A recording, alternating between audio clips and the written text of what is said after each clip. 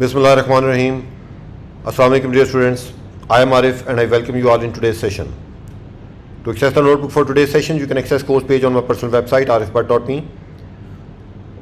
The other way is to download all the notebook files from course GitHub account arifpucat, and all the notebooks for this course are housed in this public data science repository. Well, this is the Jupyter Notebook dashboard running locally on my machine at port 8888.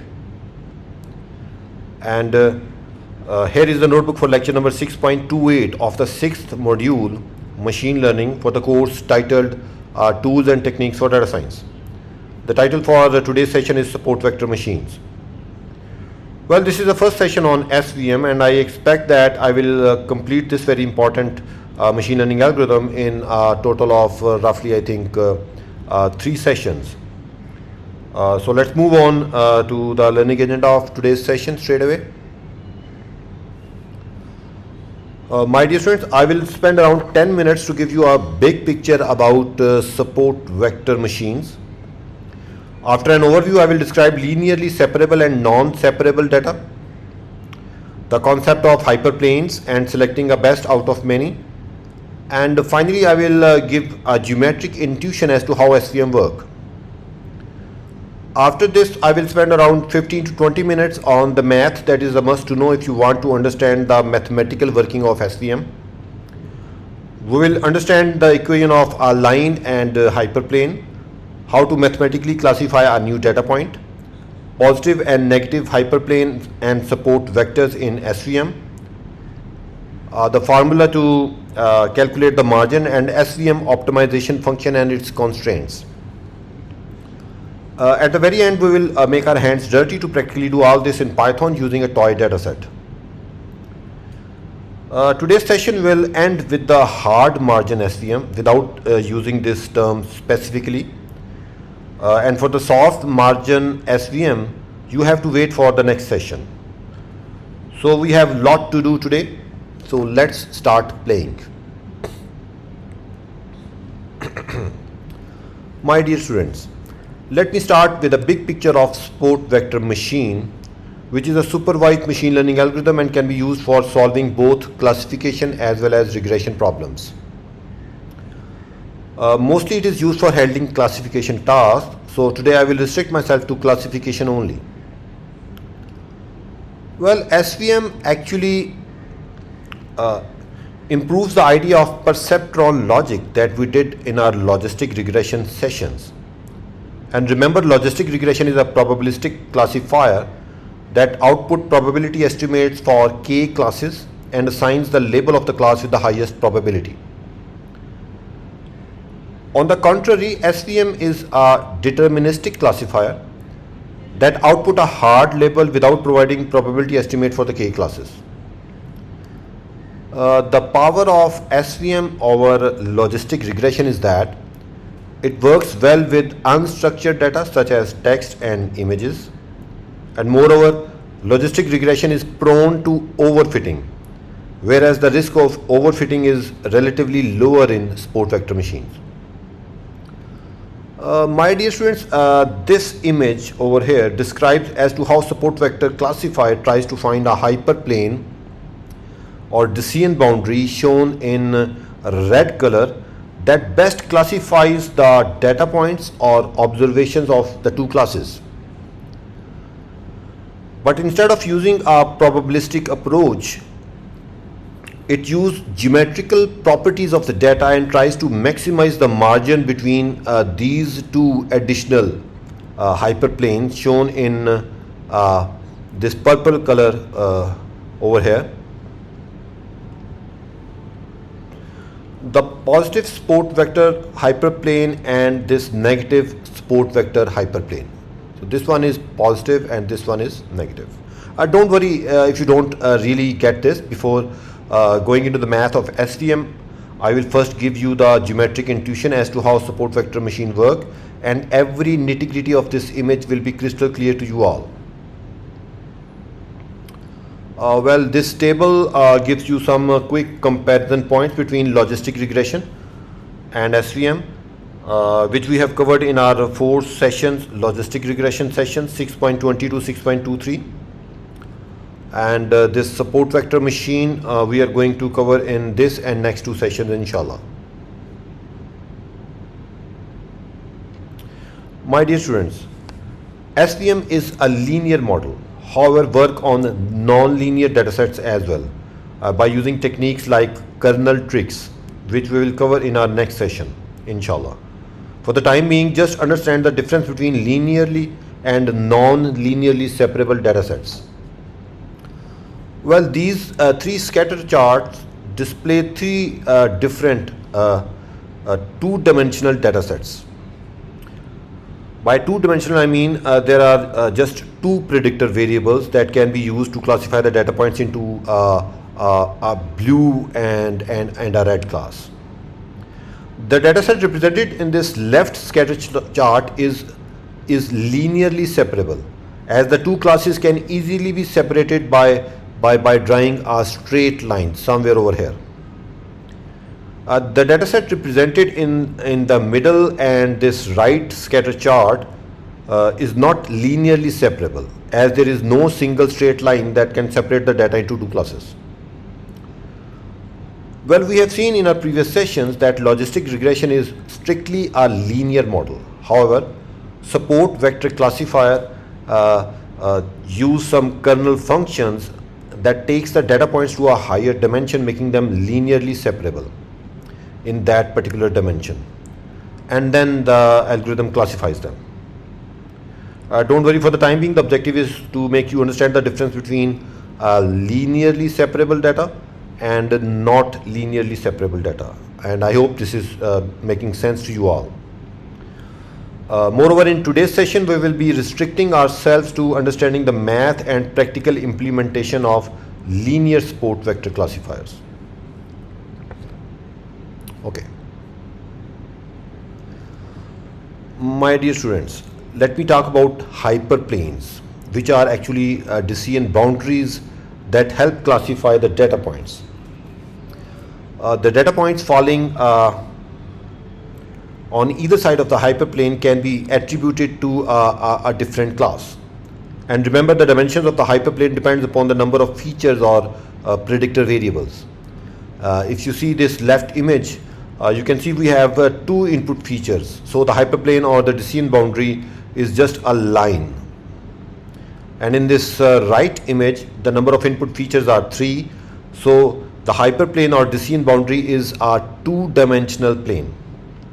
In the same fashion, extend your imagination if you can to a dataset having n input features, where the hyperplane or decision boundary will be of n-1 dimensions. For easy understanding and visualization in today's session, my dear students, I will restrict myself in explaining the math and practical implementation of support vector classifiers for a two-dimensional dataset only.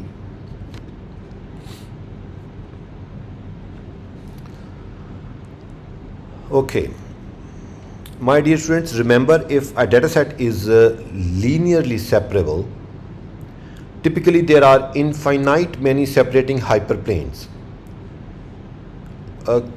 Consider these three hyperplanes shown by orange, red and purple lines that separates the same dataset having 12 observations. 6 green points or observations belonging to the positive class and 6 blue observations or data points belonging to the negative class. Now a $100 question is, which is the best hyperplane out of these 3 decision boundaries and how to find it? Well, this left decision boundary or hyperplane in orange color lies very close to the green data points, while this middle hyperplane in red color lies very close to the blue data points. My dear students, if your hyperplane lies very close to any of these, any of the two classes, a new test point may get misclassified. And now if you closely observe this purple decision boundary, this line in purple color in the right graph, you see it is almost at equal distance from the closest green and the closest blue point. So this seems to be a better solution. If you recall, logistic regression using perceptual logic when run on such dataset will give you either this orange decision boundary or maybe this red decision boundary. Now let us see as to how support vector classifier will give us this one, this right decision boundary shown in purple color. Excuse me. My dear students, now let me give you an intuition of the working of SVM. Well, support vector classifier is also called maximum margin classifier, as it tries to maximize the margin that separates the two classes, so that when a new test data points come in, we do have a confidence that it will be predicted correctly. Well, consider the same dataset having 12 labeled observations, out of which 6 belong to positive class, these green points, and 6 belong to negative class, these blue points. And given these two hyperplanes or decision boundary shown in this left chart with the red color and in this right chart with purple line, we need to find out which is the best one. The question is how SVM is going to select the best out of these two. Well, consider this left image. You move this red hyperplane up in the positive direction and find another hyperplane that is parallel to this red line, and you stop. And you stop as soon as this new hyperplane touches the first green data point. And this green data point is called the support vector, and this green dotted line is called the positive hyperplane or the positive margin. Then you do the same thing in opposite direction, that is, you move this red line or this hyperplane down in the negative direction and find another hyperplane that is parallel to this red line, and you stop. And you stop as soon as this new hyperplane touches these blue points. And these two blue points are called the support vectors, and this blue dotted line is called the negative hyperplane or negative margin. Now this D plus is the distance between the decision boundary and the positive hyperplane. This D minus is the distance between the decision boundary and the negative hyperplane, which needs to be equal, of course. And this margin, of course, is the sum of these two distances, that is the distance between the positive and the negative hyperplane. I hope this makes sense. So the algorithm is, you select a hyperplane that classifies the data, then you select a positive and a negative hyperplane and calculate this margin. You repeat this process for this model as well as for this model shown on the right, and maybe with many other models as well. And since we need to maximize this margin, therefore the support vector classifier will select this right hyperplane, because the margin between the positive and negative hyperplane in this right model is greater than the margin that is there between the positive and the negative hyperplane in the left model. My dear students, the characteristics of a good decision boundary is that it maximizes this margin, correctly classifies majority of the data points, is robust to outliers and noise, and finally has a high generalization ability. That means it can classify new unseen data as well. Please do go through with this textual information. Okay, my dear friends, after having a geometric intuition behind SVM, let us now understand the math required to have a clear understanding of how support vector machine actually work. Let me start with a recap of the two forms of equation of a line. The first form is y is equal to mx plus b or mx plus c, where m is the slope and b is the y-intercept in this case. This left image shows a line having an equation of y is equal to 0.5x plus 1. You can observe that for 1 unit increase in x, y increases by 0.5 units. And this is the slope of the line. Moreover, you can observe that the red line is intercepting this vertical axis at 1, which is the y-intercept. Now consider this blue point 6, 4, which lies on this line. In order to mathematically check this, you substitute x is equal to 6 and y is equal to 4 in this equation, y is equal to 0.5x plus 1, and you will get a value of 4 on both sides of the equation. In linear regression, we have used this form of equation, of course, and the limitation of this equation is that we can represent a horizontal line using this form. However, we cannot represent a vertical line using this slope-intercept form, as the slope of a vertical line is infinitely large.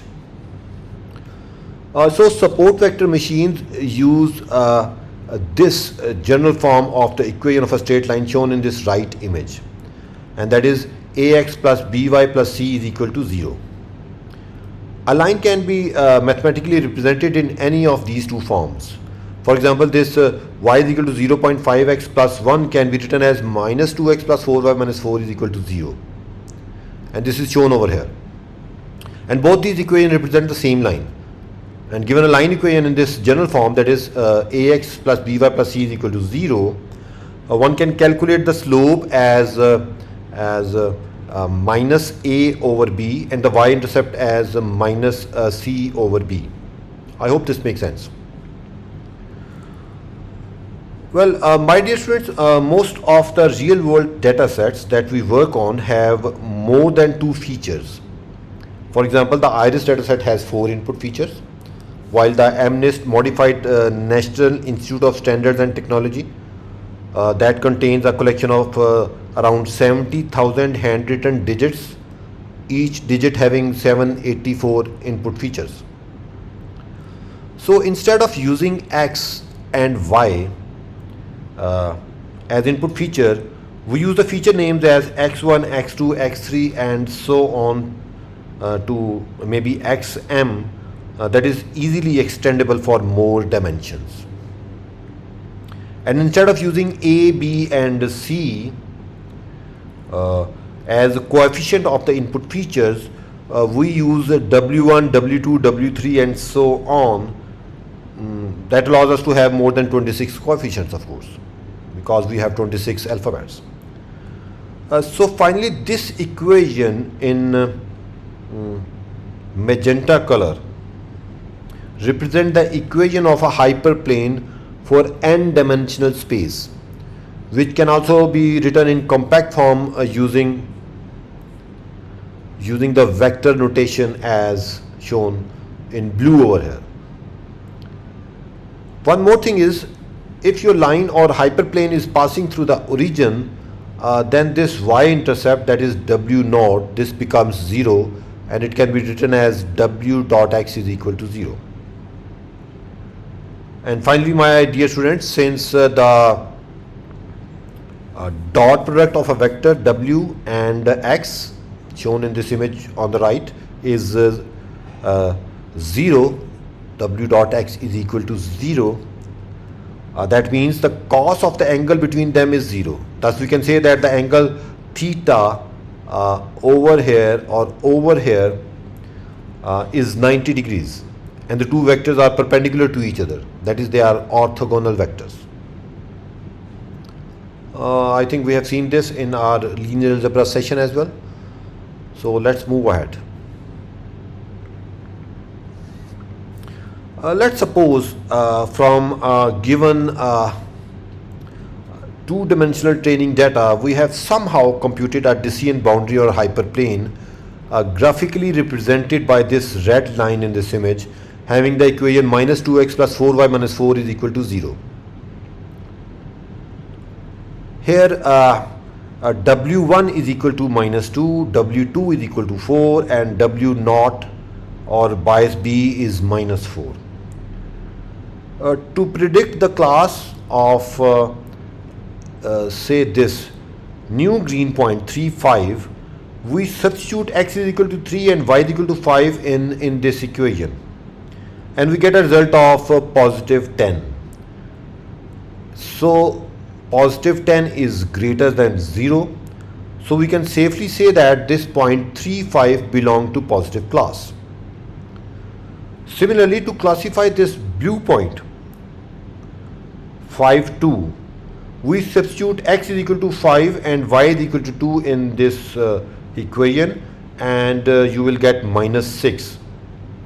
So we say that this blue point 5, 2 belongs to negative class.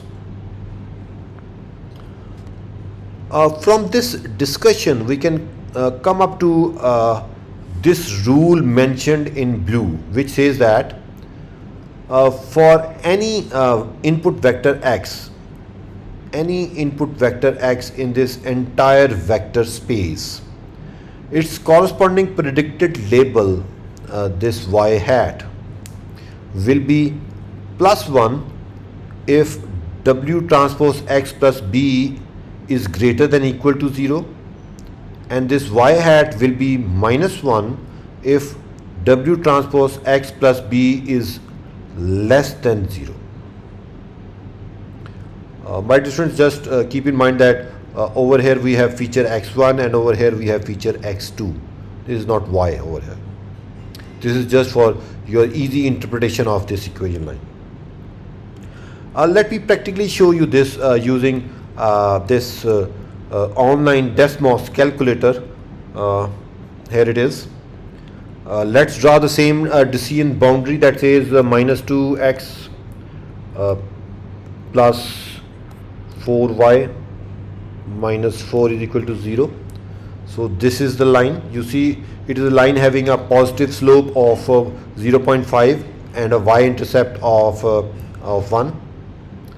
Let's plot a new data point, that is say 3, 5, which is over here.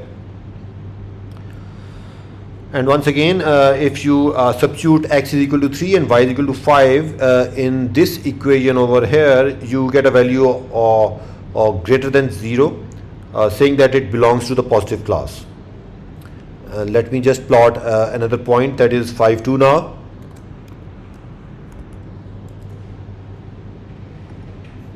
This is the point 5, 2, which is below this decision boundary, so it belongs to negative class. Let me draw minus 2x plus 4y minus 4 is less than equal to 0. So you see, this is the negative region, and if I just copy this, paste this over here and make it greater than 0, you see this is the positive region. I hope this is making sense to you all. We have done this before as well while doing the logistic regression part. Let me fall back to the notebook. Do play around to have a clear understanding. And I hope the rule of classifying a vector x given a vector w and bias b is crystal clear to you all.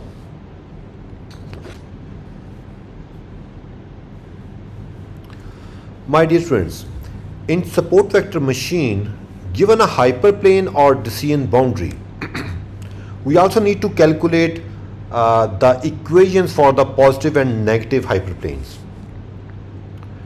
This is because we need to find the decision boundary in such a way that it maximizes the distance between the positive and the negative hyperplanes, represented by green and blue color in these two images. Note the positive and the negative hyperplanes are parallel to the decision boundary, that is having same slope but different y-intercepts. And if you see this left image, we have decreased W naught or bias from -4 to over here it is -12 now, and this has increased the y-intercept from 1 to 3 as shown in by this green dotted line.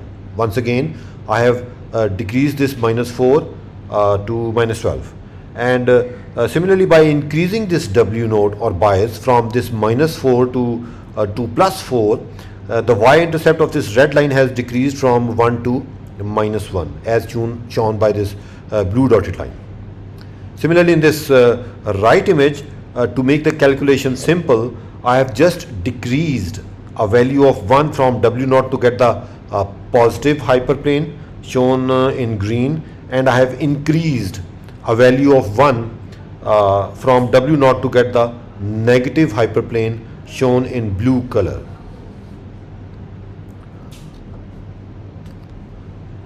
Well, my dear students, if we multiply this equation of positive hyperplane shown in green, this one, in this left image, say, by a factor greater than 1, it will move up. Similarly, if we multiply this equation of negative hyperplane shown in blue in this left image by a factor greater than 1, it will move down. And this will make more sense in this image where I have used a vector representation for the equations of the hyperplane. The positive hyperplane is obtained by moving this decision boundary up until it touches a positive support vector. Similarly, the negative hyperplane is obtained by moving this decision boundary down until it touches a negative support vector.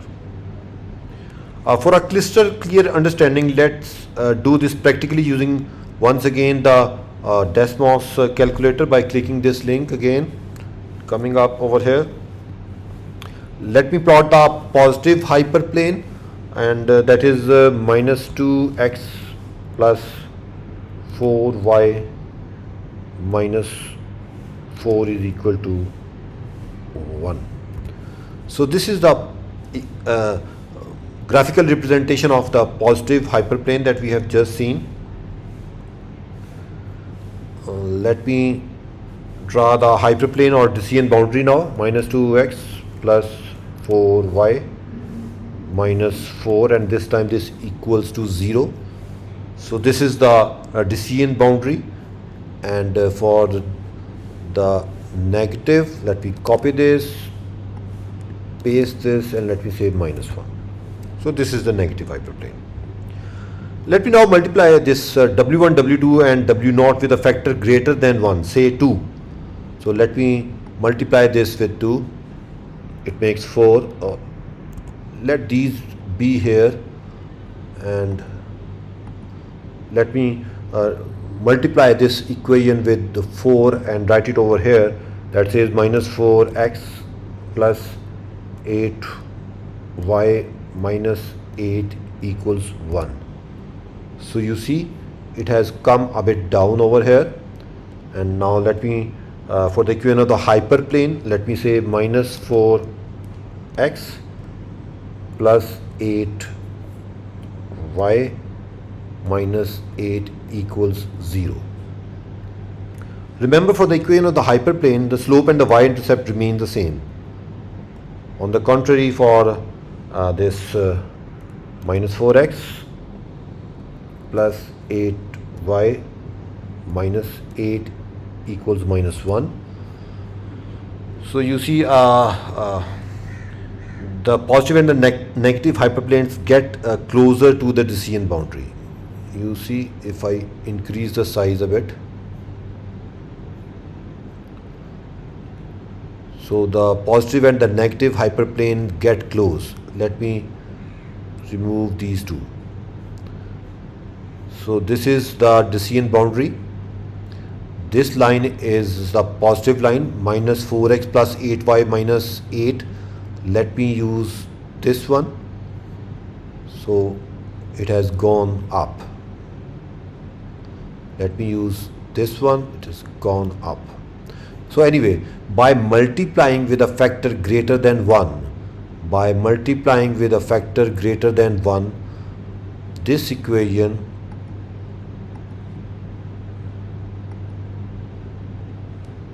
minus 2x plus 4y minus 4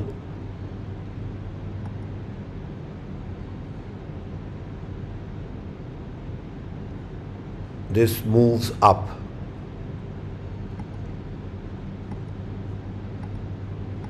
I hope this is making sense. Please do play around with this, and in a similar fashion you can multiply these W1, W2 and W0 with a factor smaller than 1, say 0.5, and you will see the decision boundary and the decision boundary slope and y-intercept remain the same, and these positive and the negative hyperplane get farther away from the decision boundary.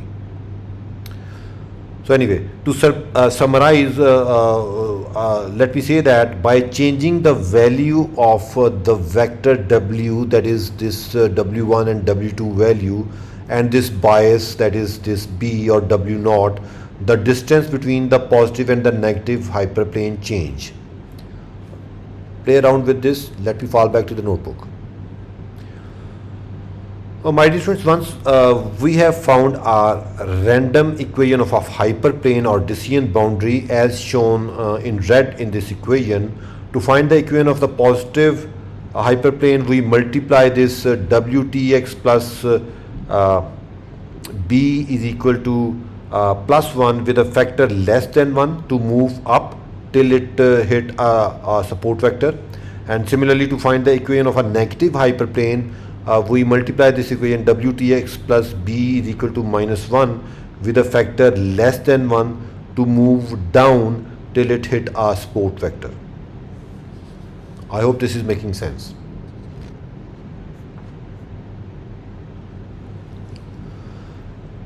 Okay, my dear friends, I think we are now ready to formally write the decision rule for support vector classifier. And this rule written at the top says that the predicted y label for any test data point is equal to positive 1 if this wx plus b is greater than or equal to 0 and negative otherwise.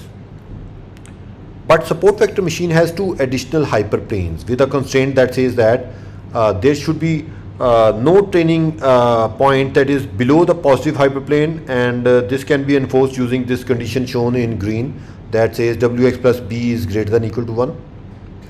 Once again, let me say that support vector machine has two additional hyperplanes. This is the positive hyperplane and this is the negative hyperplane, and the constraint says that there should be no training point that is below this positive hyperplane, and this is enforced using this equation wx plus b is greater than or equal to 1. Similarly, there should be no training point that is above the negative hyperplane, and this can be enforced using this condition shown in blue color that says wx plus b is less than minus 1. Now these two conditions can be simplified to one, assuming that the label of all the positive training points is plus 1 and the label of all the negative training points is minus 1, which is shown in magenta color over here. So these two conditions can be simplified to one equation like this.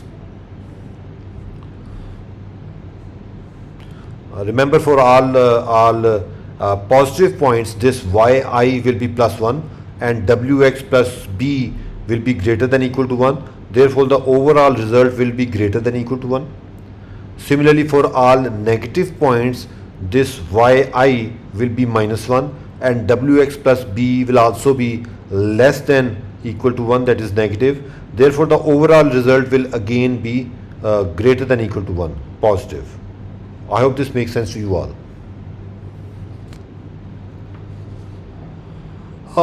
Now the question we still need to answer is for given decision boundary and its corresponding positive and negative hyperplanes, how can we calculate this margin that is shown over here in this image, and this is what we need to maximize to choose the best hyperplane. Well, my dear students, if you consider this image now, this blue point x1 is on the negative hyperplane, while this green point x2 is on the positive hyperplane. So these are the support vectors. The distance between them is x2 minus x1. But we need to calculate the shortest distance, which will be, of course, perpendicular to both the positive and the negative hyperplane. Rather, it will be perpendicular to all the three hyperplanes over here. And we do have a vector w which is perpendicular to all the hyperplanes. So the shortest distance between the positive and the negative hyperplane can be obtained by multiplying this x2 minus x1 with the unit vector of w. That is w divided by L2 norm of w. And after simplifying, we get this equation 1. I hope this makes sense. And my dear friends, we have seen that for all support vectors, this expression shown in magenta color holds. That is, for all support vectors which lie either on the positive hyperplane or the negative hyperplane, this condition will hold. And since x2 is a positive support vector having yi of plus 1, so wx2 can be written as 1 minus b, which is shown in green color over here. And similarly, since x1 is a negative support vector having a yi of minus 1, so this wx1 can be written as minus 1 minus b, shown in blue color over here. Now substituting these values in this equation 1, we get this simplified equation 2. And this is the formula to calculate the distance between the positive and the negative hyperplane. And that is 2 divided by L2 norm of vector w.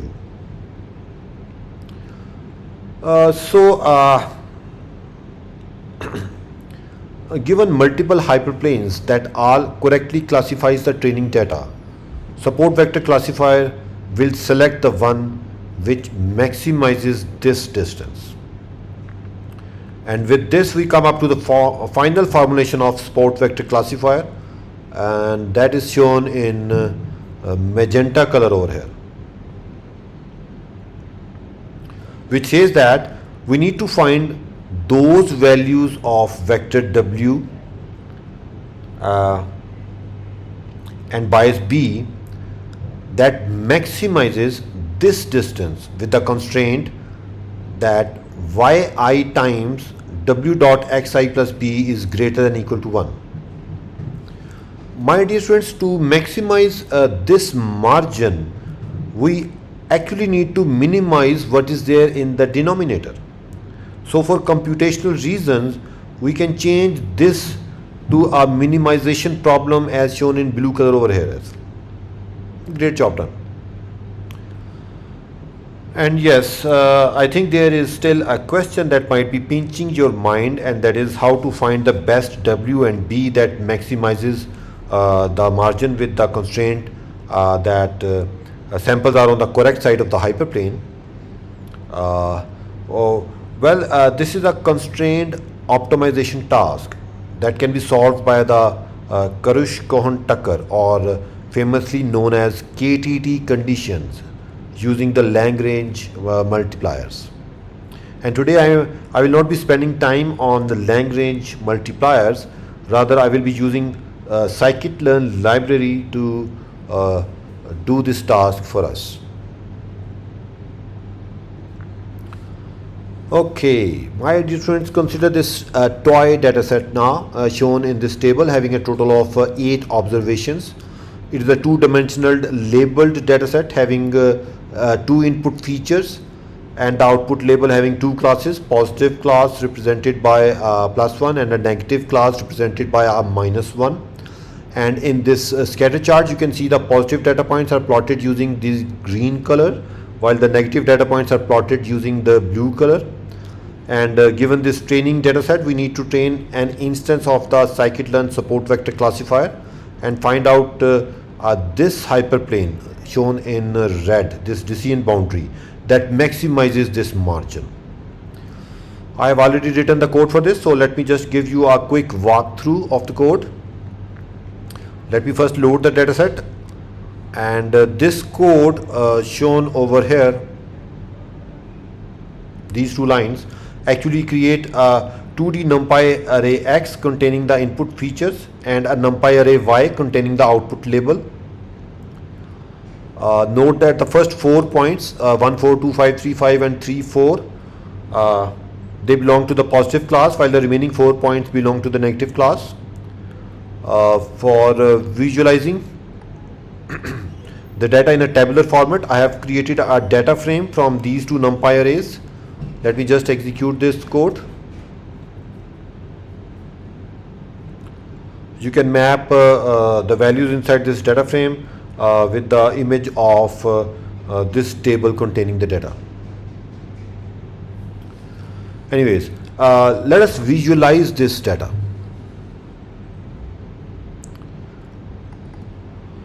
From this tabular format to a scatter chart by using the scatter method of pyplot module of matplotlib. I have kept the input feature x1 along the horizontal axis and x2 along the vertical axis. This c is equal to y specifies two colors for the two classes. S is equal to 100 specifies the size of the dots, and this C map is the color map. Let's execute. Great. My dear students, do map the x1, x2 values of these data points. For example, this green point over here when my mouse is hovering has an x1 value of 3 and an x2 value of 4. Similarly, this blue point over here has an x1 value of 5 and an x2 value of 2. Let's now create an instance of a support vector classifier. Now we have a fair idea about the data. It's time to create its instance so that we can classify this data. Well, my dear students, scikit-learn offers different implementations for SVM classifiers, and I am using the lib SVM. In this code cell, after importing the SVC class of SVM module of sklearn, I am creating its instance, and for the time being just ignore these two hyperparameters of the model specifying kernel is equal to linear and c is equal to 1. Let me just execute it. So we have created the instance of the model. Now the next step is to train the model by calling its fit method and passing it x and y. Let's execute this cell as well. So we have a support vector classified named model now, and this is trained on the given data set. And before I do the prediction using this trained model, let me just show you different attributes that it provides. And the first is support underscore vectors underscore. This attribute displays the support vectors that model has identified. And you see there are two support vectors, 5, 2 and 3, 4. Let me move up and show you this in this scatter chart. This 5, 2, this is the negative support vector, and this 3, 4, this is the positive support vector. So our model has successfully identified the two support vectors this data set has. This support underscore attribute gives us the indices where these support vectors are. So the indices are 6, 3. Let me verify it from here. So this is index 6, 5, 2 is there.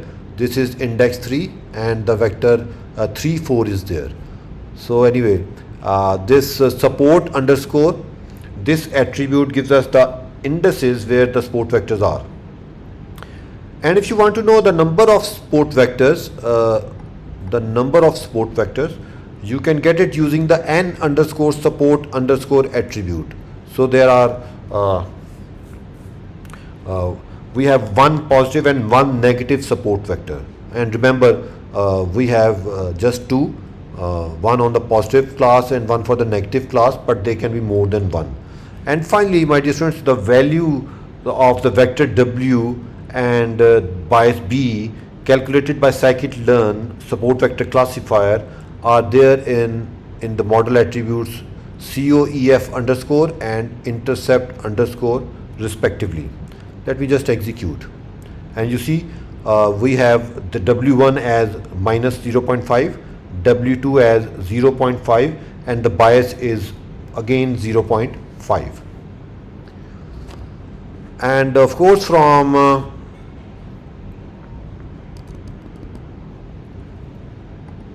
this vector W and bias B that we know now, we can create the general form of the line equation, that is AX plus BY is equal to plus C is equal to 0, as well as the line equation of the slope intercept form Y is equal to MX plus C. I think we have discussed this math in detail in today's session, so let me just execute this code. Great. So the slope is almost 1 and the y-intercept is around minus 1. Okay. Now we have the slope and the y-intercept. It's time to plot the decision boundary. This line which I have highlighted, the first line of code, is using NumPy linspace method to generate 50 evenly spaced numbers between 0 and 6. And this line, second line, is calculating the corresponding 50 values for y using the line equation y is equal to mx plus c. And this line will plot the data points. And here I am using plot method of pyplot module of matplotlib to plot a line using the xx and yy points. Let me just execute. Great. My dear students, do note that this hyperplane or decision boundary represented by blue line is having the maximum margin from the positive support vector as well as from the negative support vector. Great job done. Okay, so before I close today's session, let me predict some new points to test this model.